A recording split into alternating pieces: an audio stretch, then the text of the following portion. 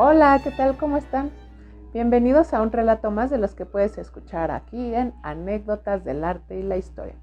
Mi nombre es Alsacia Herrera para el canal de Alsacia Hat y en esta ocasión nos vamos a remitir a una historia del siglo XIX que aparece en este libro de Los Plateados de Tierra Caliente de Pablo Robles. Bueno, esta va a ser una historia que nos habla de cómo se empieza a desarrollar un joven periodista en este duro periodo que vive la nación mexicana entre las guerras de Reforma y entre la invasión francesa. Unos le llaman la intervención francesa, pero digámoslo bien, era la invasión que nos vinieron a invadir los franceses. Entonces, esta historia va a ocurrir en el estado de Morelos y vamos a ver una serie de, de circunstancias que van a hacer que este joven de una familia bien, más o menos de recursos, en el campo, pues va a terminar siendo un periodista.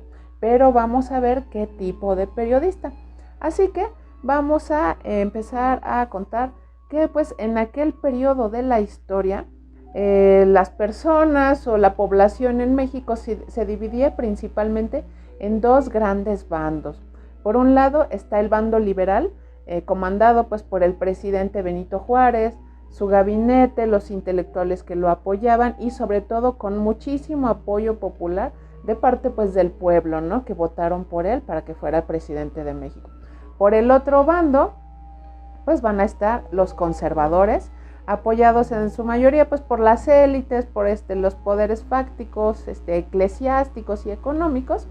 Y pues bueno, no contaban con todo el apoyo del pueblo, ¿no? Solo pues eran como las clases altas que siempre van a ser una minoría. Pero había un tercer bando que no tenía pues bandera, no tenía ningún plan político. Su único fin que perseguían pues era dedicarse al robo, al incendio, al rapto y al asesinato. Esto se cebaba muchísimo este bando pues en los pueblos indefensos, en los caminos donde dejaban todo lleno de luto y consternación.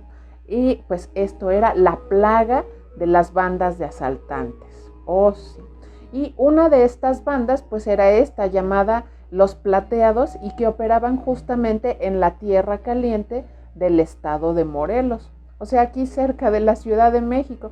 Pero bueno, les llamaban así porque esta banda de asaltantes pues llevaban adornos de plata en toda su vestimenta. Claro, esta plata pues era fruto de los múltiples atracos que cometían a familias ricas, a iglesias, los ahorros de las viudas, con todo mundo arrasaban.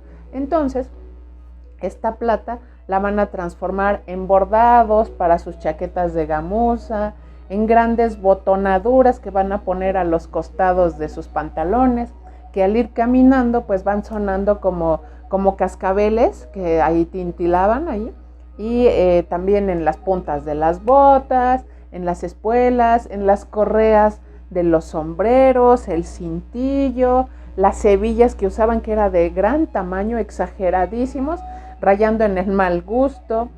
También las culatas de las pistolas tenían que ser de plata, incluso las riendas para los caballos también pues eran unas grandes cadenas de plata que se habían robado de los incensarios de las iglesias que atacaban.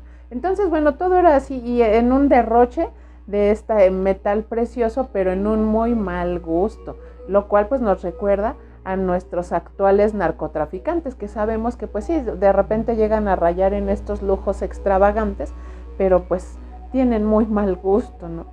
Pero bueno, así es que les van a llamar los plateados, porque ya desde lejos veían en los caminos los brillos y todos salían corriendo, porque ahí vienen los plateados, o en la noche se oía todo este tintilar de la plata, ¿no? Golpeándose, que es muy musical, pues ya los escuchaban y todos así, a huir, a esconderse, a esconder a las hijas, a las señoritas, porque a todas las raptaban, maltratándolas horrible, incluso hasta las lazaban, y así se las llevaban arrastrándolas atrás del caballo. A las pobrecitas, todo mundo peligraba, a todas las casas las quemaban, a todos pasaban a cuchillo.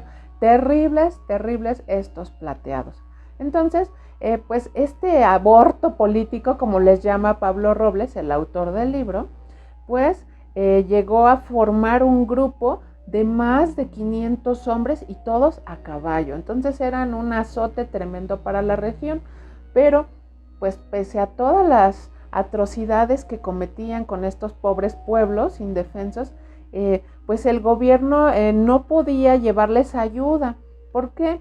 Pues porque estaba ocupadísimo en defenderse o en estar atrapados en esta guerra sin tregua a la que los tenían sometidos los del Partido Conservador, que pues eran muy clericales, querían recuperar sus fueros. Entonces siempre estaban ahí atacando al gobierno en una lucha encarnizada y sangrienta, muy agresivos, porque pues luchaban con el fervor del fanatismo religioso, que les decían, nos quieren quitar nuestra religión, ya no vamos a poder adorar a la Virgen, y todos, no es posible, ¿cómo nos van a quitar la religión? Siempre estos partidos conservadores están recurriendo al mismo discurso todo el tiempo para pues alarmar a estas personas. Entonces, bueno, estaban en esta guerra sin darle respiro al gobierno liberal de Benito Juárez. Entonces, pues no tenía recursos pues para mandar a ayudar a estas pobres poblaciones que eran constantemente asaltadas, atacadas por estos plateados, ¿no? Pero bueno, este libro, aparte de que nos pasa esta trama de cómo eran de nefastos y de desgraciados los plateados de Tierra Caliente, pues es un retrato de lo que se vivía en esta lucha ideológica de estos dos bandos. Aparte de que te relata la campiña de Morelos y todo esto así muy bonito, muy idílico, pues también nos habla un poco de política. Hace mención de que, por ejemplo, en que había parientes que se odiaban a muerte, no se podían ni ver, se dejaban de hablar para siempre porque pertenecían a bandos contrarios. O por ejemplo, que las señoras conservadoras detestaban el color rojo. A mí que me encanta, bueno, coincidió, odiaban el color rojo porque ese justamente era el color distintivo del partido, el de los liberales, ¿cómo ven? Pero bueno, las señoras liberales tampoco se quedaban atrás, así que ellas van a despreciar el color verde, porque ese era el distintivo del bando mocho o el bando conservador. Entonces, también que se estilaba que en el calzado se usaba de color rojo, de color verde, según el color de quien fuera tu enemigo, porque así al ir caminando, pues ibas pisoteando a tus adversarios, ¿no? Bueno, entonces ya si veías que alguien traía los zapatos rojos, es que era conservador porque venía pisoteando al bando liberal.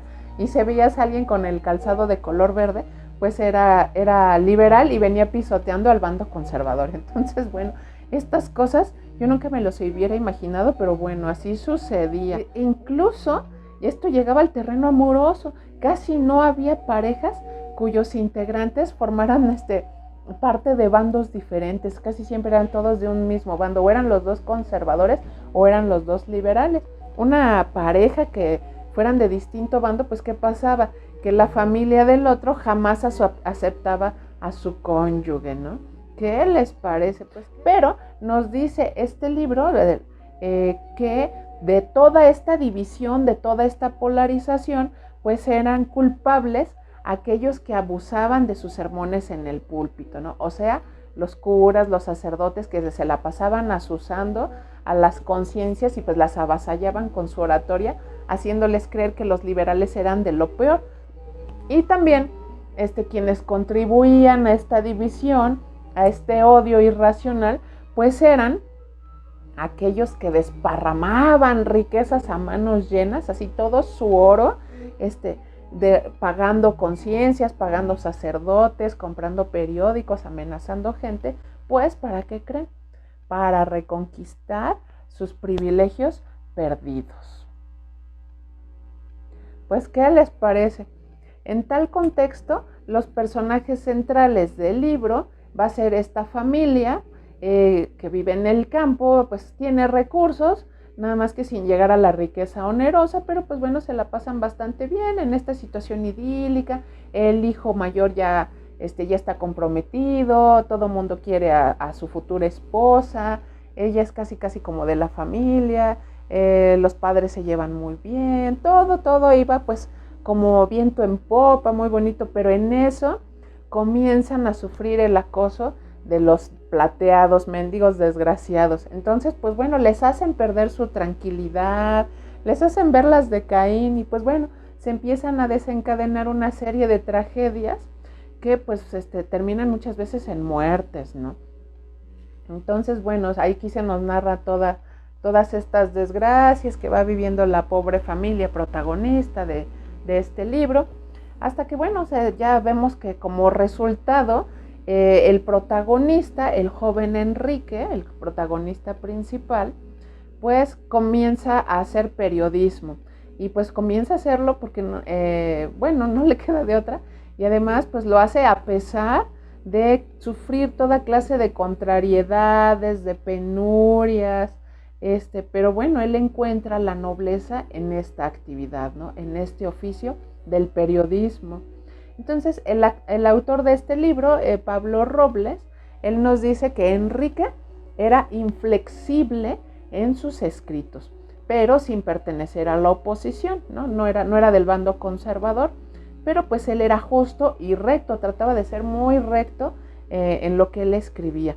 Entonces siempre va a estar encomiando lo bueno, o sea, alabándolo o dando gracias por las cosas buenas que hacía el gobierno liberal de Benito Juárez, ¿no? Pero sin que por eso pudiera decirse que lo que él escribía estuviera inspirado por alguna subvención del gobierno. Así, con esa palabra lo dice Pablo Robles, con esa subvención, lo que ahora diríamos el chayote. O sea, a Enrique, al joven Enrique, no le pasaban un chayote por hablar bien del gobierno, él solito las identificaba y de eso hablaba bien en sus editoriales, en sus artículos, ¿no? Y el público pues lo empieza a seguir mucho, al grado de que estaban expectantes a ver a qué hora publicaba otra de sus columnas, otra de sus editoriales, y siempre era muy bien recibido, hasta con aplausos, ¿no? Aplausos del público. Pero bueno, resulta que Enrique siempre le leía sus artículos a su padre, pues para pedirle el parecer, ¿no? A su papá. Y es que Enrique pues era de repente muy fuerte, muy incisivo en estas cosas que él escribía. Y pues su padre iba a estar encargado de templar, así, apaciguar este ardor juvenil que sentía Enrique, ¿no? Y más después de todo lo que vivió, pues estaba así, con los nervios a flor de piel, ¿no? Entonces, bueno, es muy significativo un diálogo que tienen padre e hijo, que pues por eso justamente escogí esta historia. Esto se escribió, ya les digo, que entre 1870 y 1890, o sea, en el siglo XIX, hace más de un siglo que se escribió. Me voy a tomar la libertad de leerles este diálogo, ¿no? Pues resulta que está Enrique, escribe y escribe ahí, y entonces el padre dice, ay, este muchacho ya lleva mucho tiempo ahí, pues ¿qué estará escribiendo, no? Entonces llega el padre y le dice, ¿qué escribes, Enrique?, preguntó una vez don Martín. Defiendo, padre mío, al pueblo infeliz, a quien la maldita leva le obliga a ser soldado a la fuerza, cuando debiera hacerlo voluntariamente. A un pueblo libre se le convence, no se le lleva al matadero para que sea carne de cañón. Enrique, interrumpió el señor Cedeño, que así se llamaba, Cedeño, era la familia Cedeño. Dice, el gobierno tiene sagrados deberes que cumplir. Al Congreso es a quien debe dar respuesta de sus operaciones y solo al Congreso le toca juzgarle sus actos al presidente. Con lo que estás escribiendo pones trabas al gobierno y solapadamente estás ayudando a sus enemigos. Además, quiero que tengas muy presente que estás ofendiendo al primer magistrado de la nación que pertenece a nuestra raza. Enrique quedó un momento pensativo, diciendo luego, está bien, señor, el gobierno jamás tendrá queja alguna de mí. Las circunstancias por las que atraviesa el país me obligan a callar. Ayudemos con el silencio a la salvación de la República. ¿Qué les parece? Pues esto es muy revelador, ¿no? Entonces, bueno, ya después de este consejo, pues él sigue escribiendo y pues siempre va a estar como, pues poniendo su atención en otras cosas, no en estar criticando pues las malas acciones que llevaba a cabo el gobierno pues en esta situación desesperada de estar luchando contra los clérigos, contra los conservadores con muchísimo dinero que le aportaban ellos a su causa y Juárez sin recursos, y luego peor que se venía la amenaza de la invasión francesa, ¿no? Entonces Enrique decide pues no poner el acento en esos puntos donde quizá podría cojear el gobierno liberal de Benito Juárez, ¿no? Pues ya sigue la trama del libro y pocos meses después, de manera voluntaria y libre, como él lo pedía, pues Enrique decide incorporarse al ejército de la República y va a participar en la guerra, va a participar en muchas batallas y pues finalmente relata el escritor que va a recibir Enrique un bautizo de sangre y se va a cubrir de gloria en el campo de batalla del 5 de mayo de 1862, derrotando a los invasores franceses que fueron traídos por los conservadores, o sea, la famosa batalla de Puebla. Ahí va a estar luchando, arriesgando su vida, ofreciendo su sangre por su patria. O sea que no solo hizo servicios a la patria escribiendo, ¿no? Sino que también participó junto a todos sus demás hermanos, fueran soldados de leva, fueran voluntarios, pues él también fue a luchar. No se quedó ahí atrás de un escritorio viendo las cosas y criticándolas, ¿no? Esta novela se escribió hace más de un siglo, pero nos deja un gran mensaje para nuestros días. Y es justamente lo que me llamó la atención de esta historia. Es que el personaje Enrique, en su deseo de ayudar a su patria, pese a que él mismo sufrió en carne propia y su familia todos estos desastres ocasionados por las guerras entre los liberales y los conservadores, él decide soslayar algunos temas, decide guardar silencio sobre algunos como periodista, pero, y hacemos énfasis en el pero, porque lo hace comprendiendo que sus escritos, pues sin duda serían tomados como un arma de ataque por los opositores al gobierno del presidente Benito Juárez. Entonces es por eso que decide no escribir sobre ellos, ¿no?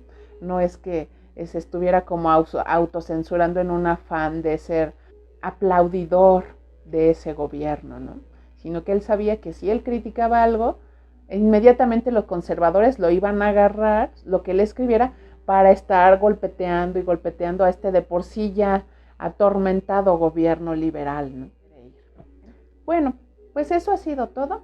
Síganos en nuestras redes sociales que están por acá apareciendo.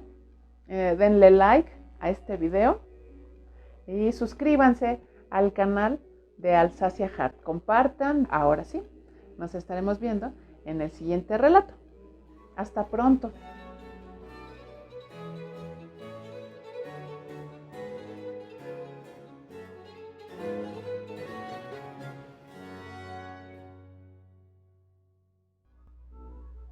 Los plateados de tierra caliente, toma 2. Hola, ¿qué tal? ¿Cómo están? Bienvenidos a... ¡Ay, otra vez la regué! ¡Ay, qué barbaridad! No es posible. En el bando de los liberales, pues ya sabemos que estaba comandado por Benito Juárez con todo el apoyo de intelectuales, pues sí, liberales. Ajá, otra vez. Toma 3, los plateados de tierra caliente. Hola, ¿qué tal? ¿Cómo están? Bienvenidos a un relato más de los que pueden... ¡Ay, otra vez!